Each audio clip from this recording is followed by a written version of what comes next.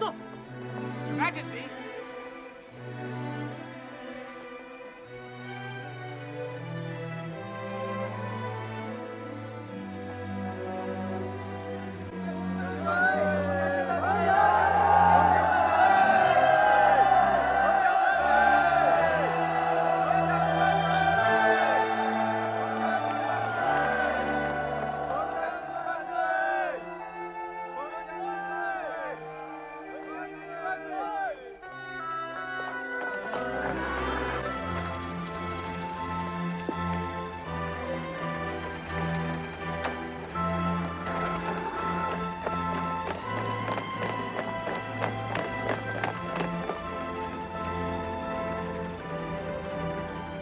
Please, Your Majesty. What?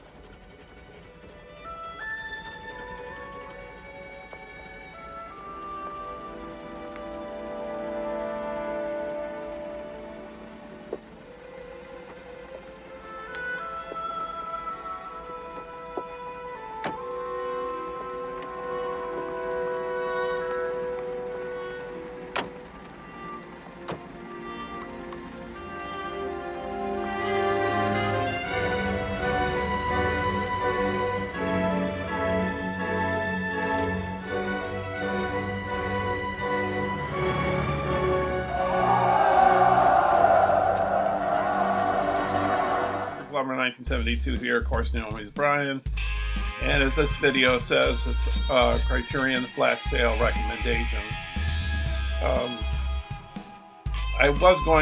I am sort of sticking to 10 recommendations, 5 box sets, 5 individual films, but it kind of blossomed into a little bit more than that, because 3 of the directors I chose 2 films by each of those directors, and I think as the video progresses you'll understand why I like one of them, that my favorite director, you know, my YouTube channel name. You'll see why I recommend 2 films by him. So anyways, let's get right to it. So first off is a French director. Let me start off with this one. These are two films I recommend of his. I think in this particular case, you know, like, well, yeah, maybe this one first. The first one I'm going to show you. Maybe this one.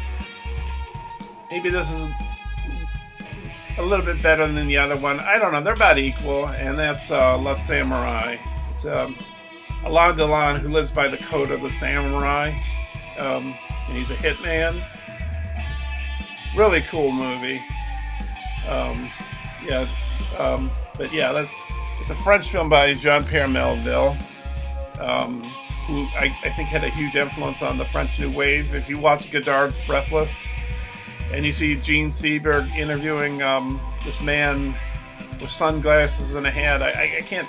He's at the airport or something. That's Jean-Pierre Melville. So yeah, he liked to own his own studio, and this is the day. These are before the days when you had independent filmmakers. You know, he was quite a maverick. And the second film I'm going to recommend of his is Army of Shadows, which is set during World War II. And has some nice special features on here.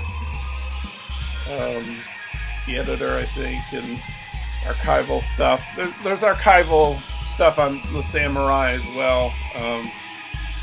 Interviews with Melville and Alain Delon and Francois Perrier and Natalie Delon and Kathy Rosier. Delon's wife is in that film, and I think they divorced.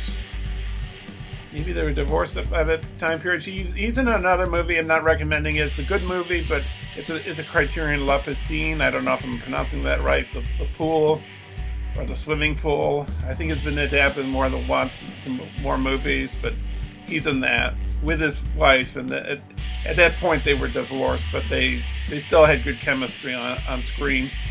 Anyways, this is Army of Shadows, this other movie I'm talking about. It's not Alain Delon. I don't think Alain Delon's in this one. Can't remember. Now, Lino Ventura's in this. Paul Maurice, Jean-Pierre Cassel, and Simone Signoret. And they're underground fighters fighting the Nazis. But it's sort of it's sort of in a gangster kind of vein, because, you know, Melville was fond of like gangster heist pictures and stuff. There's a lot of other great films he did, like On Fleek, which is about a heist. Bob Liffenbohr, On Fleek, or is it? Yeah, On Fleek, I think, or Left Fleek. On Fleek. That's not on Criterion. It's on Kino Lorber, or at least one of the editions of it is. So it's not on Criterion. Bob Liffenbohr is on Criterion. It's about a criminal. I think he's got out of jail, but and you know, it's just, you know, he's trying to stay in the path of the straight and narrow and not get back into his old ways. But you know what happens with people like that. You know the stories. You know, it's sort of like Berlin Alexander plots by Fassbinder, which is based on a novel. This prisoner gets out of jail, and then, you know, he tries to stay in the straight and narrow too. And it's, you know, it's taking place just before the Nazis gained power, and he's living in the Weimar Republic, and I think it's the Weimar Republic before the Nazis took over. But anyways, yeah, he's trying to stay in the straight and narrow, and the Nazis are starting to encroach on the environment of Germany. Anyways, this Army of Shadows. It's like it's got some really nice action scenes in it, chase scenes. This is a good movie too. It you know, if you don't, let's say this is the only thing they have available on the website, and they don't have the Samurai, well then, and then maybe they have Army of Shadows. That's a good substitute. They're about as good as each other, so I recommend them both. Next up, I have two editions of this film, but it's because of the commentaries. The Miramax one, I think, has two commentaries. This one has a commentary as well by Michael Wood. It's Belle de Jour, Beauty of the Day, with Catherine Deneuve, who's one of my favorite actresses. And in this particular film, she finds out that there's, I think in reality as well, France had just outlawed prostitution by this point in time, which was about the late 60s. And she she decides to become a prostitute. She has a husband, but she only does the prostitution during the day, and she sort of keeps it hidden from her husband, who's a doctor. But, you know, something's going to happen. It's, you know, it's a drama, and she meets one of her clients, and he's not quite satisfied with. He wants to know who she really is and everything, and this guy that meets her, you know, while she's doing her prostitution, he's a little bit troublesome kind of a guy. So, anyways, I don't know if I watched all. I've seen this film many times. I can't remember if I've watched the Criterion, but this is a good movie, and you know, I think good special features when it comes to Criterion. You know, and like Michael Wood, you know, he's a great film author, and video pieces by sexual politics activist Susie Bright and film scholar Linda Williams, and an interview with the screenwriter Jean-Claude Carrière, who also did the screenplays for films like The Discreet Charm of the Bourgeoisie with Buñuel. So, and the other Buñuel film, I really love Buñuel. Like in that particular film, he depicts like a dream sequence. I think Buñuel is one of the best dream directors, along with like David Lynch and Alejandro Jodorowsky. I do like Christopher Nolan. I think he's a great director, but I think with Inception, which is a good movie, but the problem that I find with it a little bit is it's too logical, and dreams are kind of absurd, and they don't make sense. And Buñuel has it pinned down. You know, he in another movie, which is also on the Criterion Collection, well, also the Discreet Charm of the Bourgeoisie. It's like a dream within a dream within a dream, kind of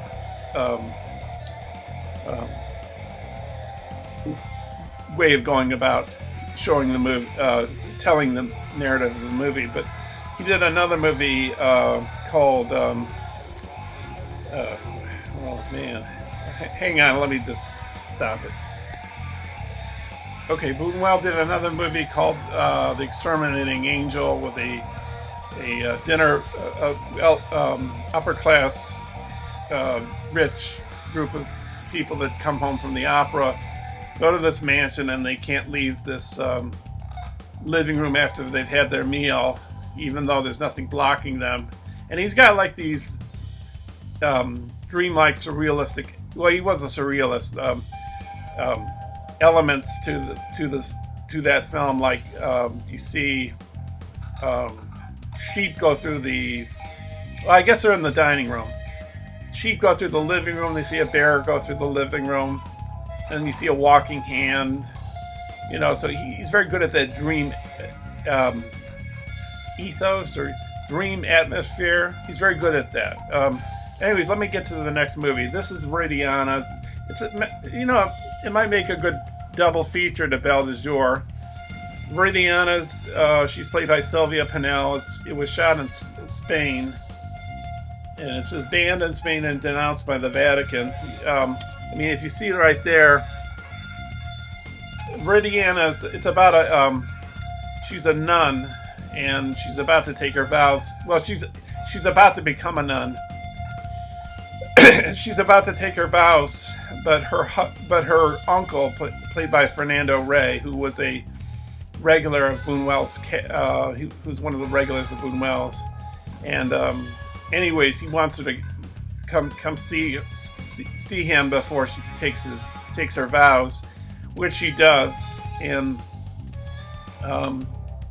he drugs her and he puts her in his wife's her aunt's wedding gown, and there's some ambiguity as to what he has done, to get her in the wedding gown, but anyways, what happens is he commits suicide. He hangs himself the next day, and then she inherits this manor, this mansion area, with all these peasants that live there that basically take advantage of her, even though she's trying to be generous and loving and all that stuff. And when they're gone with her cousin, for some reason, for maybe some settle legal matters or whatever, the peasants come in and they trash the place up, and they do this shot where they pretend it's the Last Supper. So, and Buñuel was an atheist.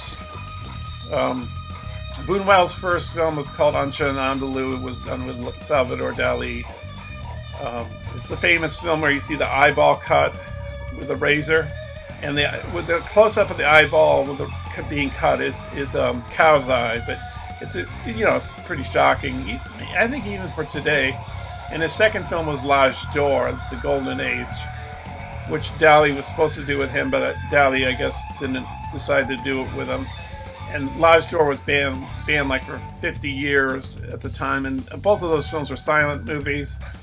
L'Âge d'Or, by today's standards, is probably very tame, but at that time period, it was a little shocking, I guess. Next up, of course, you're going to know, I'm going to say Kubrick, of course, Stanley Kubrick lover of my channel.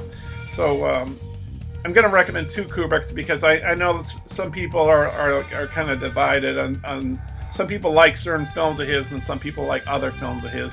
So I'm going to recommend this one first, Barry Lyndon. I'm recommending this partially because of the special features, because there's very detailed special features. There's the cinematography aspects, the costuming aspects, the set design by Ken Adam, who would do the designs for another film I'm going to show you by Kubrick, and he did the James Bond sets, for example. Very great production designer, sets. He designed sets. And John Alcott, the cinematographer, there's an interview with him. I don't know if technically, because Kubrick was involved in every aspect of the filmmaking process, if technically Alcott was the cinematographer. Maybe it's more that Kubrick was the real cinematographer, and he was just, there as the title. I don't know, but anyways, he used this available light in this film. He shot with Zeiss lenses, where he took the he got these Mitchell cameras that were no longer being used. They were used in the past in old Hollywood films, and they were using Panavision by that point in the 70s. And when they shot films like colonial films or films in the past, they would shoot with lots of light. I think like a lot of artificial light, even if they had candlelight. And Kubrick sort of broke that rule because the film stocks at the time weren't fast enough to capture enough light. So what he did was he found out that NASA had these really deep aperture lenses that could see for they could let in a lot of light into the lens. And so what he did was he contacted a person to actually take one of the old Mitchell cameras and make it fit.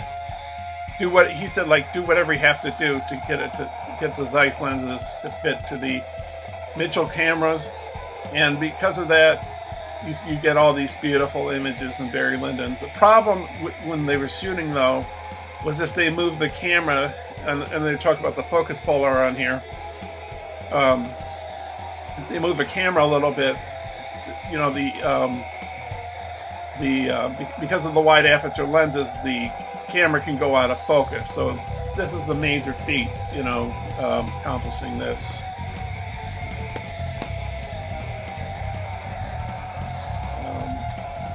Okay. Oh, I see. I was going to I'm going to recommend. There's another film I'm going to recommend. It's a single film. It's sort of a box set in a way. So I'll just I'll just leave it in the recommendations. I'm going to recommend it, but anyways, let me get to the other Kubrick. This is Dr. Strangelove, and I'm recommending this. I'm recommending this to people who are not fond of this, because I think this has I don't know if it has a ton of special. Well, it might have quite some special features. Yeah, I think there's some good special features here. The cinematographer, you know, talking about the film, making the socio-political climate of the period. It was made in the 60s. The socio-political climate of the 60s, you know, when the Cold War was at its height. You know, when you didn't know if Russia and the U.S. were going to end up in World War III. And still today, you know, you have threats in the world like North Korea, Iran, you know, and the U.S. has his dirty hands in it too. I don't want to get too political here. And this is a comedy anyways, so. But it has really nice packaging on it. You know, you see Slim Pickens riding the nuclear warhead. This is what I like about this one. It's got this really nice packaging. I don't know. I know some people are not fond of digibook kind of setups, but I really like the design of this. So I think it's cool. You get the top secret, just like if you watch the movie. Probably a lot of people have. You know, when you watch the B-52 part, you know they get Wing Attack Plan R. They get their packet. They get the top secret instructions. You know, of course, in this particular case, it's regarding the making of the movie, or yeah, just information on the movie. Obviously, it's not information on bombing, you know. And you get this nice magazine. Have you ever seen a commie drink a glass of water, referring to Jack Ripper, Colonel Jack Ripper? And then there's Peter Sellers there as Dr. Strangelove. You got a really nice booklet here.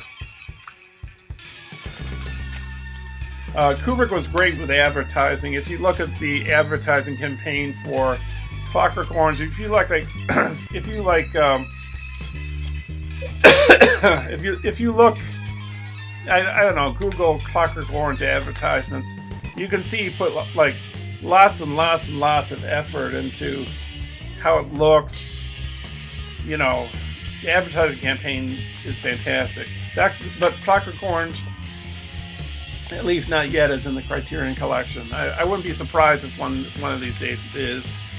As you know, other films of his like 2001, The Shining, you know, those might be on the way. But for the time being, it's only these two, The Killing and Paths of Glory, I believe, that are the only Kubrick ones that are currently in the Criterion collection. And this is your Russian phrase book, Holy Bible and Russian phrase book, just like in the movie. That's what I love about Criterion. That's one of the reasons why I think Criterion is a great boutique label. While I'm putting this in here, I'll just see Criterion was the first company when they had their Laserdisc to do the first commentary ever, which was King Kong, which I think is. I was watching Aaron Pinn's stream earlier today, and somebody in the chat I think was confirming it with me, so I think I'm right on that. So, but if I'm wrong, write down there below what's the first commentary, because I think the first Criterion Laserdisc, I think it was King Kong, and then the second one was Citizen Kane, which had...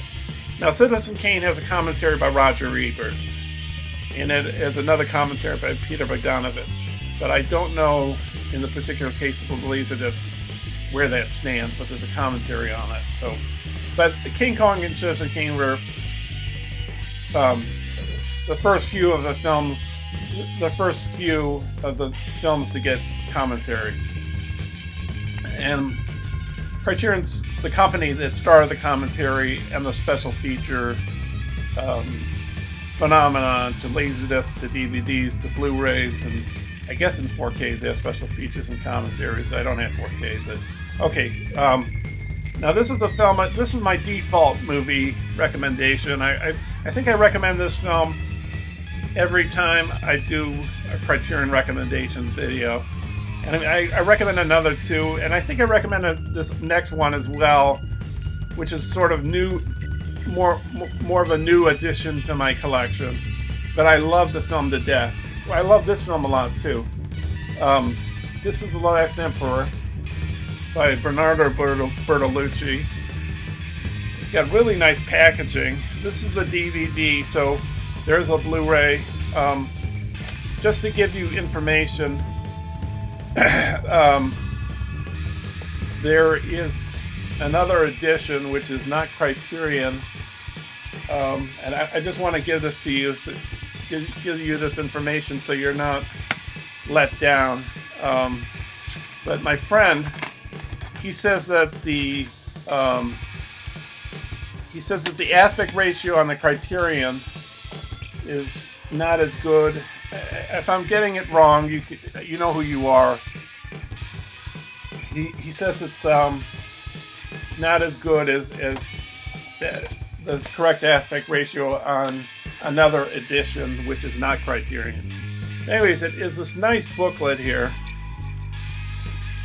I think I've shown this booklet before in other Criterion recommendation videos, but it really has a nice intro there, making of the movie. The film is fantastic. It's about the last emperor of China, true story. Eisenjiro Puyi, who lives through all these terrible travails. He becomes the puppet. He basically is a puppet during his whole life. He's the emperor of China, but like maybe more in name only than he is in. He doesn't really have many. He sort of just doesn't make decisions. First, he's just representing the Chinese government, and then the Japanese take over. They make him a puppet emperor of. He's from Manchuria, and they call it Manchu Kuo. I don't know if this is a bastardization of the word Manchuria. And then he's put into. Well, in real life, he was put into Russia. I think he tried to escape to Russia. I think he was going to surrender in Japan. He was going to fly to Japan and surrender to the Americans. but before he could take off in China, the Russians landed, and they took him to Russia, maybe Siberia, and at the start of the movie, because it has flashbacks to his past while the present period is going on, which is the starting of communist China, he's put in a labor camp, like a re-education camp, and after he's done that, I think what you see at the end, even though it's kind of a sad movie, and if you know anything about me and my channel, I like happy ending movies like Up and The Incredibles, but I do like unhappy movies. There's a director I'm going to recommend who's a box set. He has many films in the Criterion collection, but he makes very depressing films, and I like his films a lot. Fassbender, but The Last Emperor is a really good movie. The behind-the-scenes stuff is fantastic. You can't go wrong with that. Now, technically, there's 2 more recommendations before the box sets. And I know I'm probably going on too much, but I'm trying to make this kind of succinct and brief, in a way. So anyways, the next one up is Parasite. This is more of a newer addition to my collection, but this edition is fantastic. This one, not only is it a great film, you can watch it. I think Bong Joon-ho himself. I met him. He signed my Host DVD, and I think I saw Mother that day when he signed that. I also saw with him in attendance. I saw them both at the Jacob Burns Film Center. Mother, and another film that he did called Snowpiercer. Snowpiercer is a lot of fun. Snowpiercer sort of treads on the same ground as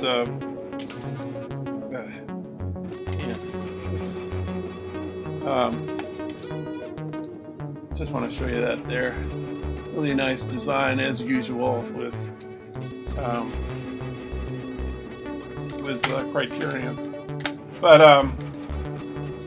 Snowpiercer is kind of silly, but it sort of treads on the same ground. The upper rich class and the poor class, clashing on a train, But this is about a rich family and a poor family, and how the poor family sort of takes advantage of the rich family. And then, as you watch the film, the maid that they get rid of that served the family, you find something about her that blows you out of left field. Like, you don't see it coming, is what I'm saying. It's unpredictable, and the ending is unbelievable. This film has won awards all over the world. It's won the Academy Award. It's the first foreign film to win an Academy Award because it's not spoken in English, and also won the Palme d'Or and won awards all over the world. I can't recommend this film highly enough. This is a great film. I love this movie. It's one of my favorite films, and even though I've seen it was a few years back when I first saw it, it never tires. I love this movie. So, you can't go wrong with it, is what I'm saying. This isn't the other default movie, a recommendation. They have a Blu-ray of this as well, Seven Samurai. It's sort of a box set in a sense, but not. It's about 3.5 hours long, but it's never boring. It's got romance. It's got humor. It's got tragedy. It's got action. It's got wisdom, love, hate. It's got everything, It's about these farmers who get raided by these bandits, steal their crops, and the farmers go to the elder, and the elder says, hire 7 samurai, and the 7 samurai teach them how to fight back. So, but it's more than that. So, and it's got great performances by Toshiro Mifune as one of the samurai, who's technically not a samurai, because at the time in Japan, and I'm really into Japanese movies and Japanese culture, at that time period in Japanese history in feudal Japan, you didn't decide to be a farmer or a samurai or a peasant or a merchant. You were designated it when you were born by your family. And he was from his character right there, Kikuchiko, or I don't know how to say his name, but he's from the farmer family line. And then you got Takashi Shimura, the older samurai. He's been in other Kurosawa films like Ikiru as the main character in that. I'm not going to open these again because they're going to fall out. But you got a great interview on here with Nagisa Oshima, who made In the Realm of the Senses, which won the Palme d'Or at Cannes. He interviews Akira Kurosawa, the director of this movie, and there's other great Kurosawa films in the Criterion collection you can buy. There's stuff about samurai culture and history. I think there's 2 commentaries on here, so you can't go wrong with this movie. Ton of film critics talking about it in the commentary. Oh, it's 2 hours. I'm sorry, 2-hour interview with Kurosawa with Nagisa Oshima, and influences of the Seven Samurai, and just loaded and can't go wrong. Okay, next up we get to the box sets. So I'll go with this one first. This is early Fassbinder. Now, if you want to go cheap, so like with those other recommendations, like Parasite, that would be a cheap buy for the flash sale. It would be a cheap buy for the flash sale because it's just one film. So this would be a cheap buy in the case of box sets, because like Parasite would be, if it's a Blu-ray, its full price would be $40, and 50% off flash sale. By the way, it's coming Tuesday, the flash sale, somewhere within February or March. It's not confirmed that, Criterion hasn't said out loud we're having a flash sale. They never announce it. But it's always on a Tuesday. It always starts at noon and then it ends at noon the next day on Wednesday. I think I've seen a few cases where they extended it to 6 p.m. Wednesday, but not really.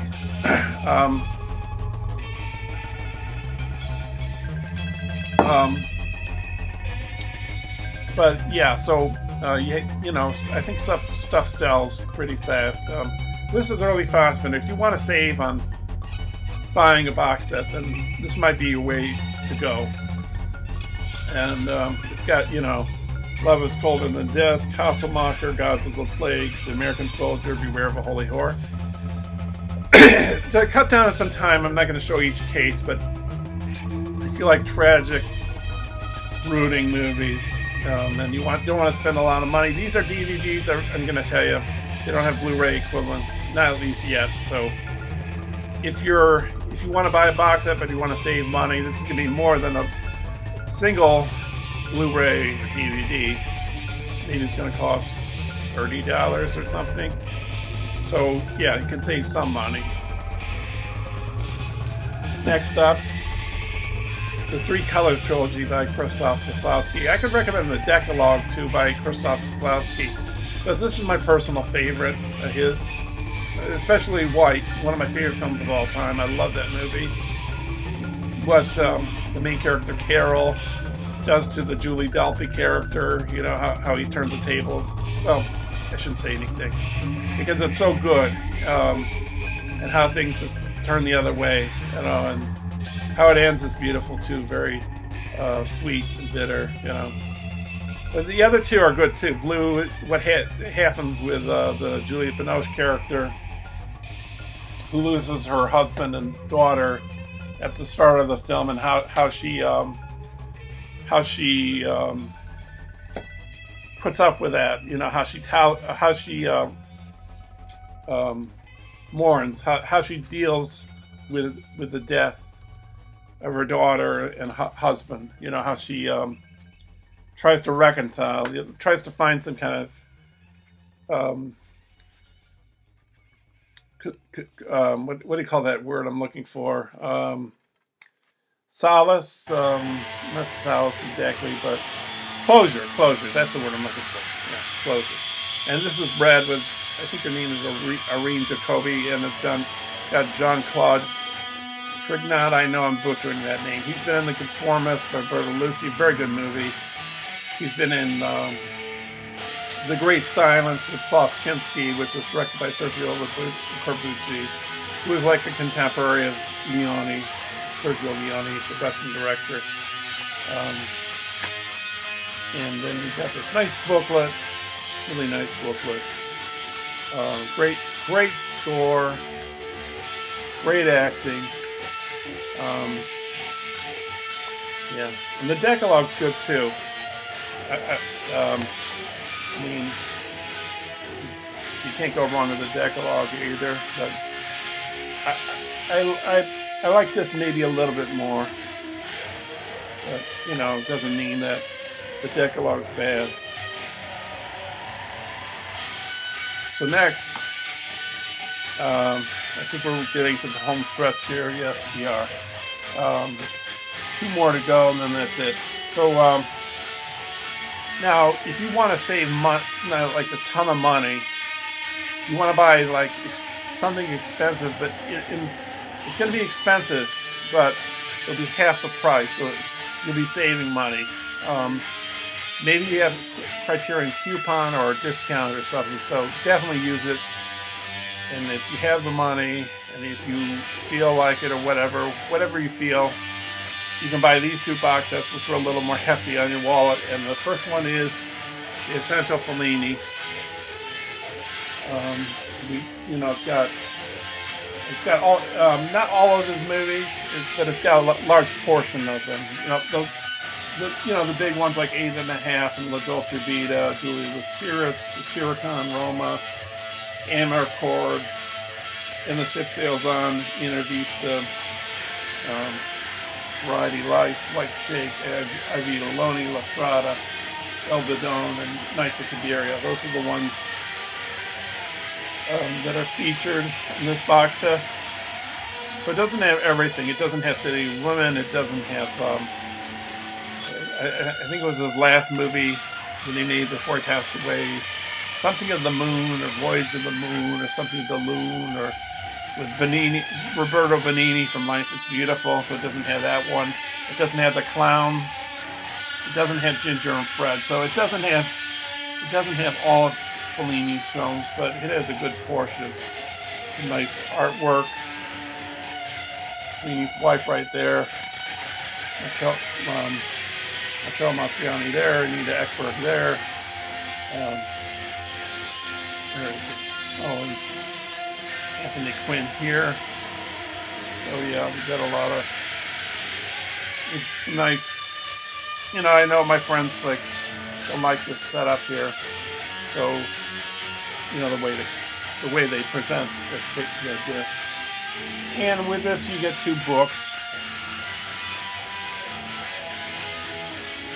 Let me just get these out here. So, you get these nice books.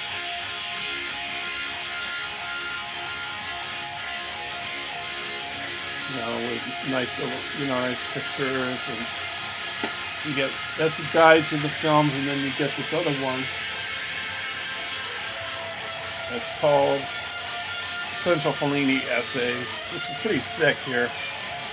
So yeah, pretty thick book.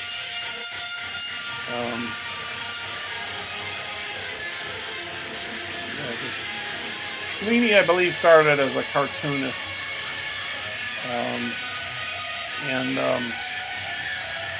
First time he worked on, I think it was a script. Yeah, it was a script for Rossellini's Roma. That's Fellini. Roma. Rome Open City. And I think he appears in one of the films, which is what's it called? Paisan, the second one. But I think he was a cartoonist before that. So, but yeah. So, and that's another Criterion box set called the War Trilogy by Rossellini, which I've watched. Pretty good box set. If you don't like I don't know, slow brooding movies that are, sort of take their time, and you might not care for the War Trilogy. So that's a warning, but maybe, if you're kind of inclined to watch that kind of stuff, then maybe it's not so bad. And so yeah, and the Essential Fellini box set will cost probably full retail price $250. Wait a minute, are my calculations correct? Let me see here. Yes, $250. I'm pretty sure. So when it's on sale, if you do it now, or you wait for the Barnes & Noble July sale, which probably happened like usual, it'll be 50% off, which means it's going to be $125. So, and then here's the last one. It might be in contention with Godzilla box set by Criterion. I don't know how much the Godzilla one costs. I'm assuming at least $100. I know the Zatoichi box set I have is I think it's $200. I think full price. I got it for $100. That was a while back, and I got this a few years ago, and it's this might be the most expensive Criterion you can buy. Ingmar Bergman's Cinema. The image from Persona on there, and Bergman on the back. I'm not going to get into too much detail here, but I'll just briefly, touch upon stuff. Now, in this particular case, it has almost all of his films. It doesn't have a few. It doesn't have Face to Face, for example. And they say that Lee Vollen's performance in Face to Face is really very, very good. I don't know as to why they don't have that included with the other movies, but who knows? I have no idea. I think it's something like 35 films. I think it says somewhere on here. But yeah, loaded with special features. You got the Virgin Spring there, which influenced the movie by Wes Craven called Last House on the Left. It's taken right from Virgin Spring. Got a lot of nice images there.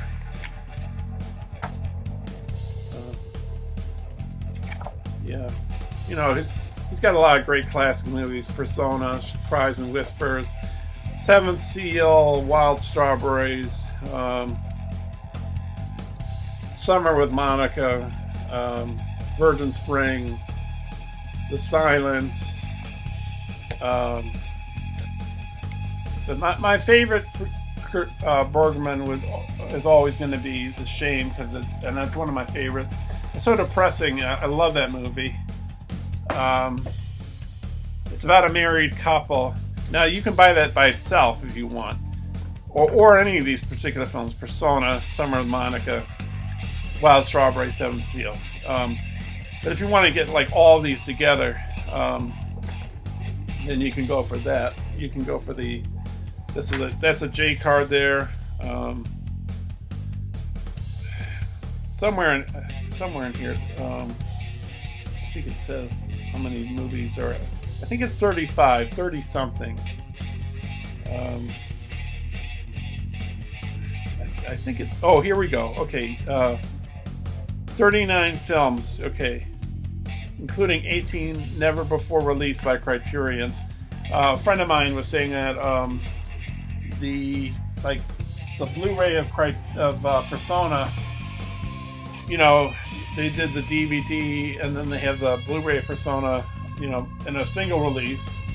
But he said that in the box set of this, the Persona, they improved upon the transfer. So Persona is a pretty interesting movie. It's a film that like critiques cinema itself and identity and all that stuff.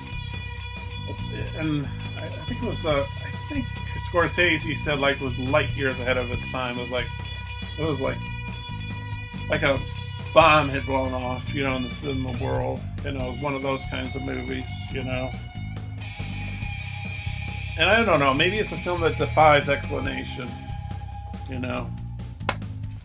Some films are more, maybe like, I mean, it's, you know, you see The Seventh Seal and you see Knight playing a chess game with death.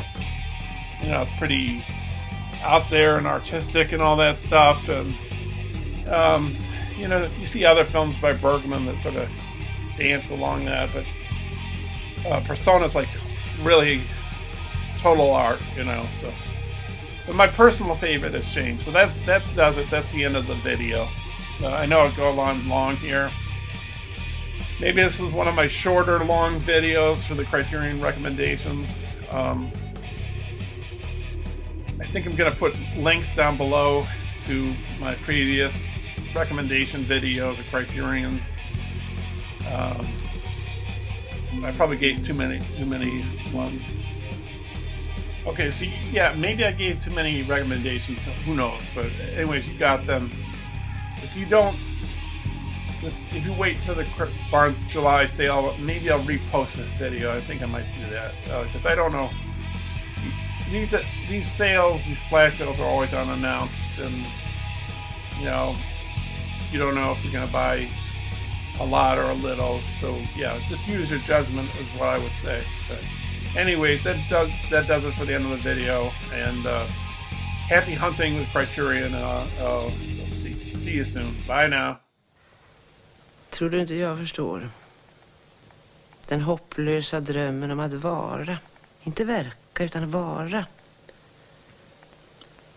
I varje ögonblick medveten, vaksam.